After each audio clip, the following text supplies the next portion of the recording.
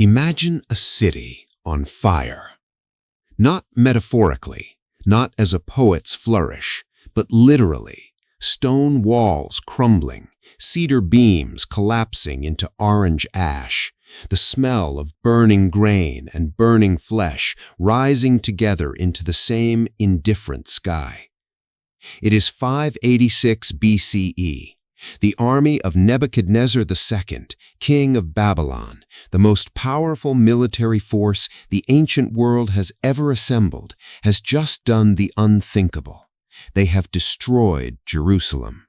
The temple, the house of the living God, the very navel of the universe to every Hebrew man, woman, and child, has been reduced to rubble and soot. And now the survivors are walking. Not marching triumphantly, not walking freely, they are walking in chains. Column after column of Judeans, priests, scribes, farmers, mothers carrying infants are being driven northeast across the desert on a journey of nearly 900 miles toward the rivers of Babylon, toward exile, toward a foreign land where they will hear a foreign language, worship in the shadow of towering ziggurats built to gods who are not their own, and ask the most devastating question a human being can ever ask: has God abandoned us? Into this catastrophe, into this furnace of national trauma and spiritual vertigo, a poem was born. 6 verses, 82 words in the original Hebrew. No thundering narrative, no miraculous battle, no famous king. Just a tree and a man standing by water, refusing to wither. This is Psalm 1, and it may be the most quietly revolutionary piece of writing in all of human history. To understand Psalm 1, you must first understand what it meant to lose everything, and then decide, in the wreckage, to build something that could never be taken away. The Book of Psalms, the Hebrew Tehillim, meaning songs of praise, is not a single book in the traditional sense. It is a library, an anthology assembled over centuries, gathering together the prayers, laments, battle cries, wedding songs, and theological arguments of an entire civilization.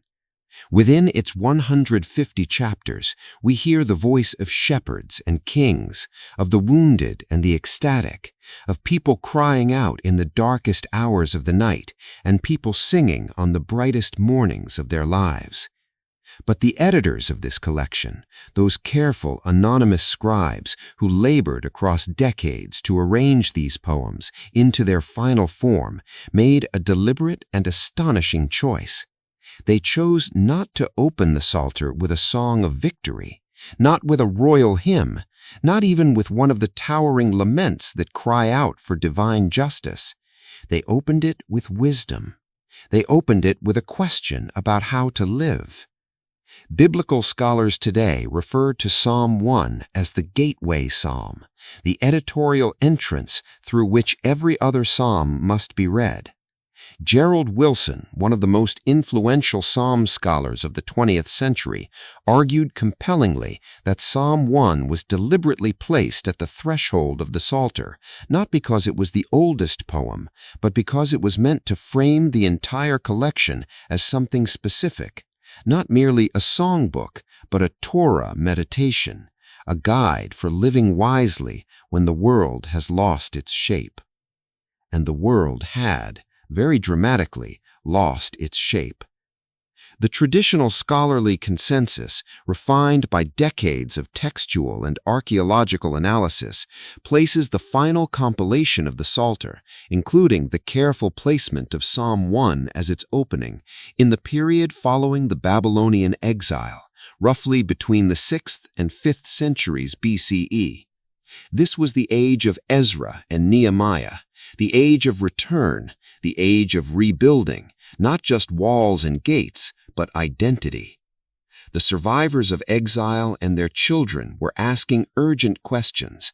What does it mean to be God's people when you have no king, no temple, and no independent nation?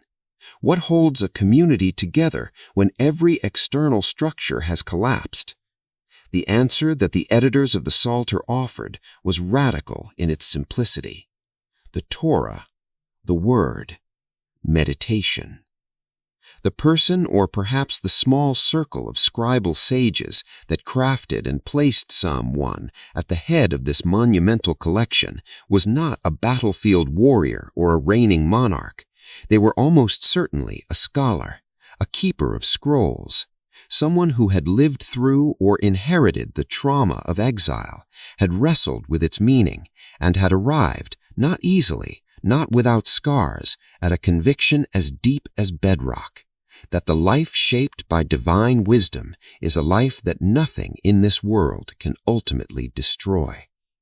We do not have their name, we never will, but we have their vision, and it is extraordinary.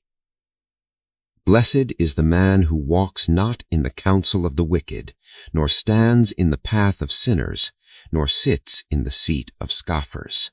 The poem begins with a declaration so confident it almost sounds like a dare. Ashrei, the opening Hebrew word, rendered in English as blessed, is actually plural in its construction and far richer than our translations suggest. It carries the connotation of, oh, the multiple happinesses of, a burst of delight, almost breathless in its enthusiasm. It is the same word used by pilgrims when they finally see the holy city rising on the horizon. It is a word of arrival. But what has this person arrived at? Not a palace, not a battlefield victory. They have arrived at a choice, a series of choices, in fact. And here the ancient Hebrew poet does something architecturally breathtaking. Notice the three verbs in that opening verse: walks, stands, sits.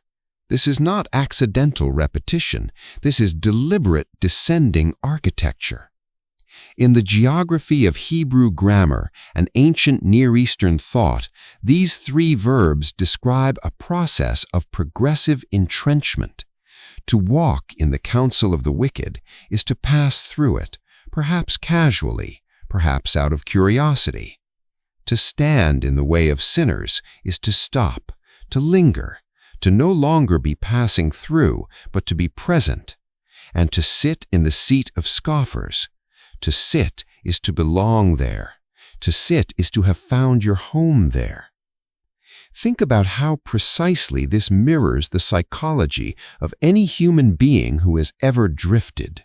You don't fall off a cliff. You walk toward the edge. You stop to look. And then, before you fully realize what has happened, you have taken a seat right beside the precipice and started to call it home. For the exiled community in Babylon, or for the post-exilic community struggling to rebuild, this was not abstract theology. This was a survival map. Because the pressure to assimilate in Babylon was immense. Babylon was not a brutal prison camp. It was a sophisticated, magnificent civilization. It had architecture that dwarfed anything Jerusalem had ever built.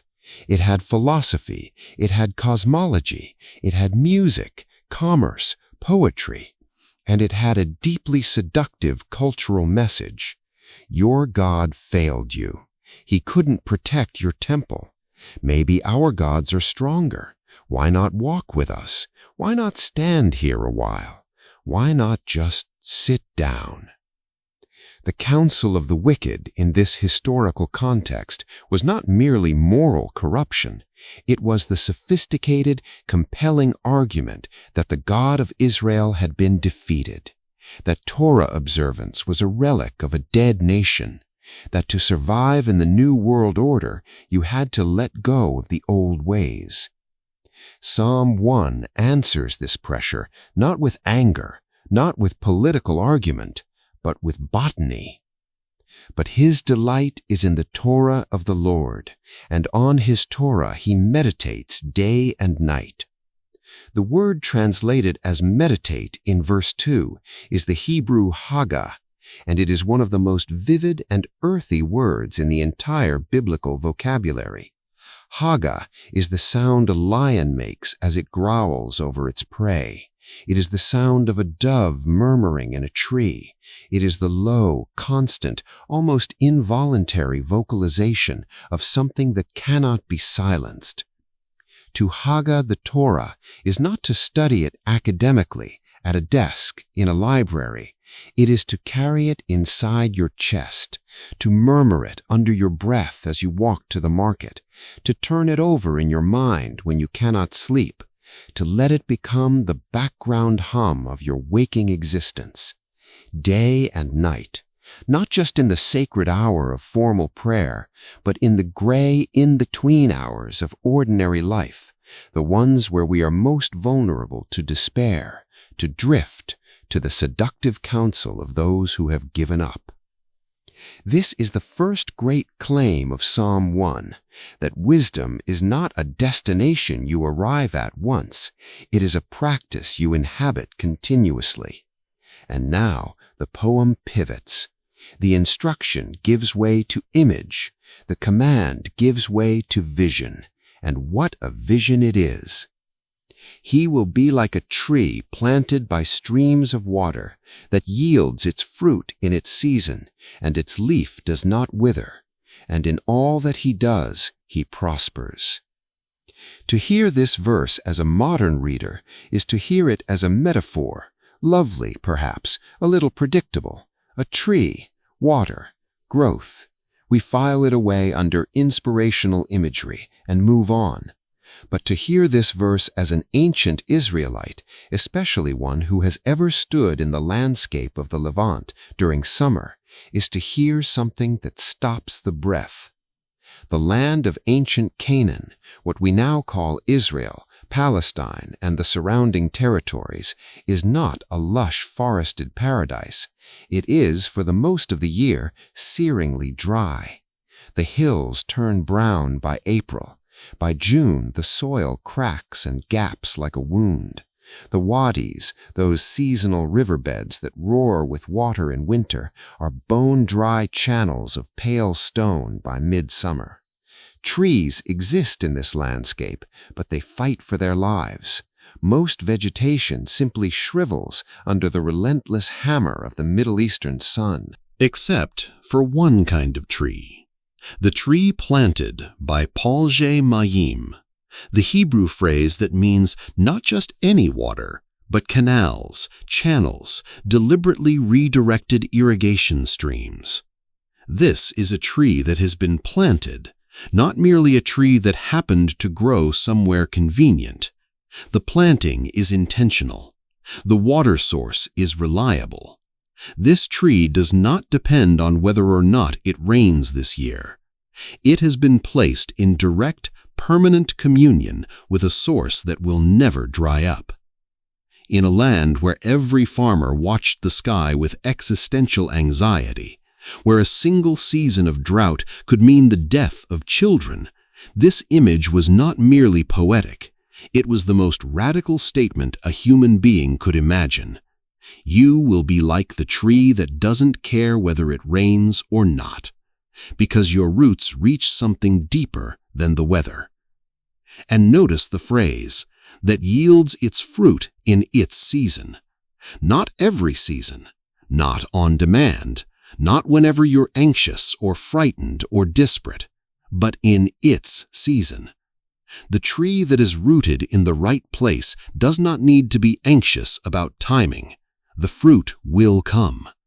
The patience required is not the patience of someone hoping desperately that things might perhaps work out.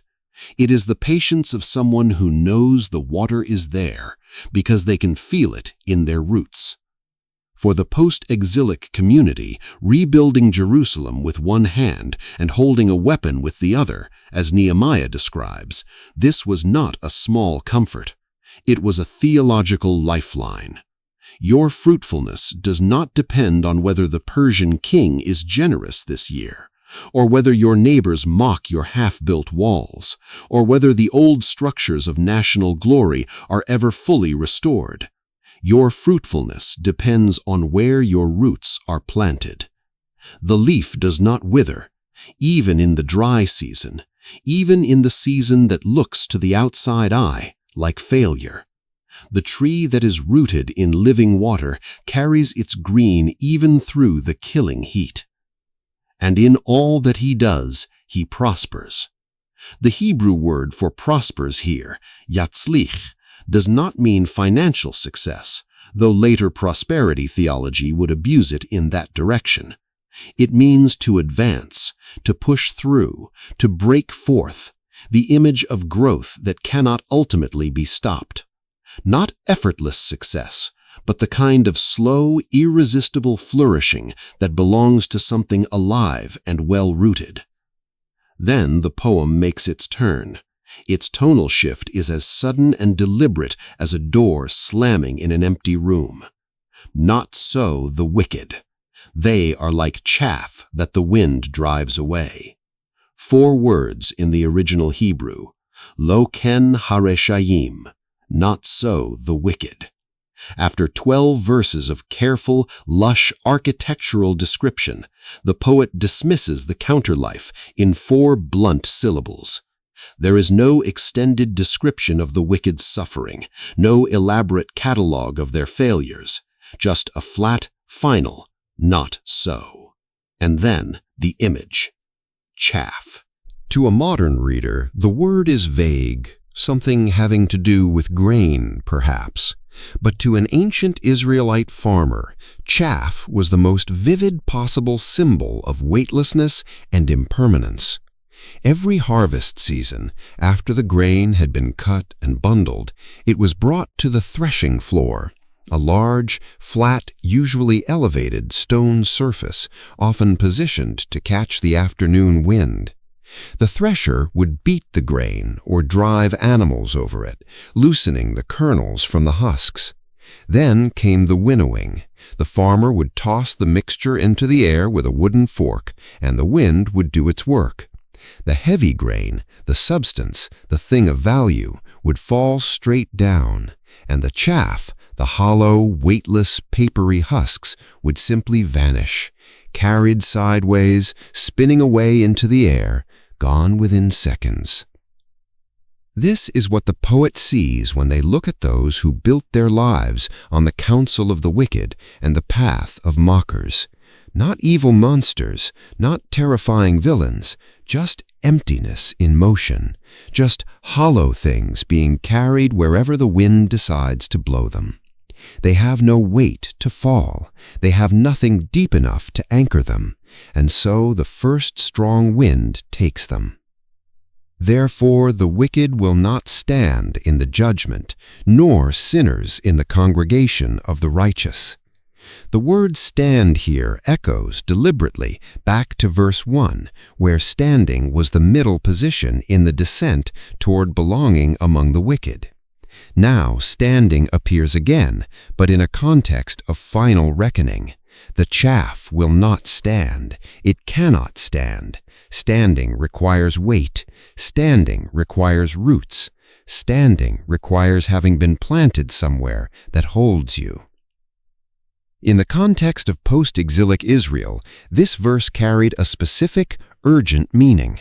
The congregation of the righteous, the Kehal, the gathered assembly of those who had returned from exile and were rebuilding their communal identity around Torah, was a community that had made a definitive choice.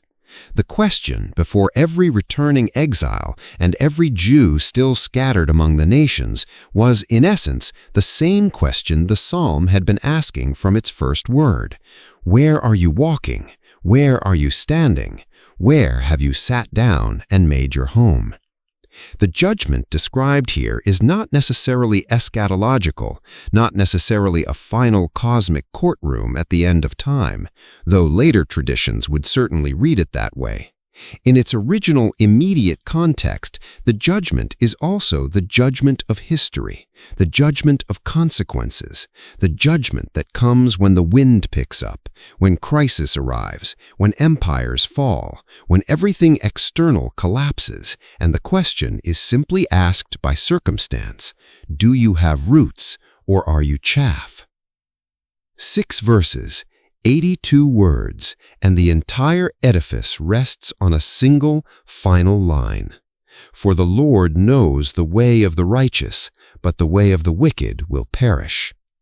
It seems, at first, almost too simple. After all the poetry, all the architecture, all the botanical imagery, after the tree and the chaff and the threshing floor, the poem ends with what sounds like a straightforward moral statement. The good are known, the wicked perish. End of story. But the Hebrew verb for knows here, yodea, carries a weight that the English word barely suggests.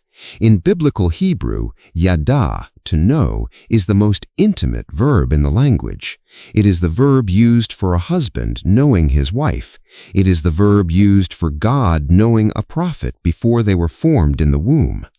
To say that the Lord knows the way of the righteous is not simply to say that God has noticed them, or that God is keeping an eye on them, or that God has their file in some celestial database. It means that God is present on that path, that every step the righteous person takes is a step into a relationship, a step into being seen, understood, accompanied. The way of the wicked, by contrast, does not need to be destroyed by some dramatic divine act of punishment. It simply perishes. The Hebrew verb toved, will perish, is in the reflexive form. It perishes by its own nature. Like chaff in the wind, the way of those who are rooted in nothing eventually dissolves into nothing. Not because God strikes it down in wrath, but because emptiness, unanchored from truth, is inherently self-consuming. This is, in many ways, the most daring theological claim of the entire psalm, that the universe is structured in a way that makes wisdom self-sustaining and foolishness self-defeating. Not always quickly, not always visibly, but with the same patient inevitability as a tree bearing fruit in its season. For a community that watched the seemingly invincible Babylonian Empire itself begin to crumble, Babylon fell to Persia in 539 BCE within living memory of the exiles. This was not naive optimism. It was hard-won empirical faith. Empires that build on oppression and idolatry do eventually become chaff, not because of human intervention, but because the wind of history and truth and consequence comes for everything that lacks deep roots. Psalm 1 is approximately 2,600 years old, give or take a generation. The community that shaped it has been dispersed and reconstituted more times than any other people in recorded history. The temple they mourned was destroyed a second time in 70 CE and has not been rebuilt. The specific scribal circle that placed this poem at the threshold of their great collection is utterly anonymous, swallowed by time, known only to the God who, their poem promised, knows every faithful step taken in the dark. And yet, the scroll on which Psalm 1 was written was found among the Dead Sea Scrolls, fragments preserved in the dry heat of the Judean wilderness for 2,000 years, surviving while empires rose and fell above them. The first complete manuscripts of the Hebrew Bible contain it. The Septuagint, the Greek translation made for Jewish communities scattered across the Mediterranean world, carries it. The Vulgate, Jerome's Latin translation that shaped Western civilization for over 1,000 years, carries it. Every Bible printed in every language on every continent in human history has opened its psalter with these 82 words. And this is remarkable not just as a fact of textual transmission, but as a fact of human experience. Because Psalm 1 has been read across those millennia by people in circumstances strikingly similar to the ones that originally produced it. A Jewish mother in medieval Spain, watching her community face the choice between conversion and expulsion, murmuring, "Ashrei ha'ish," blessed is the man, as she prepared her family to walk into exile. A Christian monk in a burning monastery in 7th century England, the last keeper of his community's manuscripts, choosing what to save as the raiders came. A young man in a refugee camp in the 21st century, holding a tattered scripture in a language his grandparents taught him, in a country that no longer exists on any map. In every one of those moments, the psalm makes the same quiet argument it made to the scribes of post-exilic Jerusalem. The external structures can fall. They have fallen before. What cannot fall is what grows from living water. What cannot be taken is what you have planted in the right place. This is why the unknown author or authors placed this particular poem at the very beginning. Not because it is the most dramatic psalm, not because it recounts the greatest miracle, but because before you read the laments, before you hear the battle cries, before you encounter the full, terrifying, beautiful spectrum of what it means to be a human being crying out to God in the dark, you need to know one foundational thing. The way you walk matters. The place where your roots go determines whether you wither. Every choice is a kind of planting. Every habit of mind, every source from which you draw your counsel, every community where you eventually sit down and call home is either a stream of living water or a cracking, rain-dependent, ultimately unreliable surface. The tree does not choose to bear fruit. It simply bears it because it was planted in the right place. And the right place, the psalm insists, with the quiet confidence of someone who has seen enough of history to know, not a palace, not a powerful empire, not the approval of those who have made their peace with destruction. The right place is the living word, the deep current that runs beneath even the driest landscape, the source that knows your name. The wind rises. Somewhere in the distance, chaff is moving, spinning upward from an invisible threshing floor, scattering into a white and indifferent sky. And beside a quiet stream, a tree stands. Its leaves are green. The season has been long and dry, but the roots go deep enough that it does not know this. 25 centuries ago, in the aftermath of the most devastating national catastrophe the ancient Israelites had ever endured, someone sat down in the rubble of everything they had known and wrote a poem about a tree. Not about the fire, not about the chains, not about the questions that must have howled inside them in the sleepless hours of displacement and despair. About a tree. And the water it was planted beside, and the unbothered green of its leaves in the dry season. In every one of those moments, the ancient unknown poet reaches across 26 centuries and says in the bluntest possible terms, "Not so." Not so, because you are not chaff, unless you choose to be. Not so, because there is still water. Not so, because the one who knows the righteous path has not stopped knowing it, has not stopped knowing you on it, simply because the landscape has gone dry and the temple walls have fallen and the road forward is unclear. You are not a product of your circumstances. You are a product of where you planted your roots. Ashrei ha'ish. Oh, the boundless happiness of the one who chose the right place to grow. That happiness is still available. The stream still runs, and the tree that drinks from it does not wither.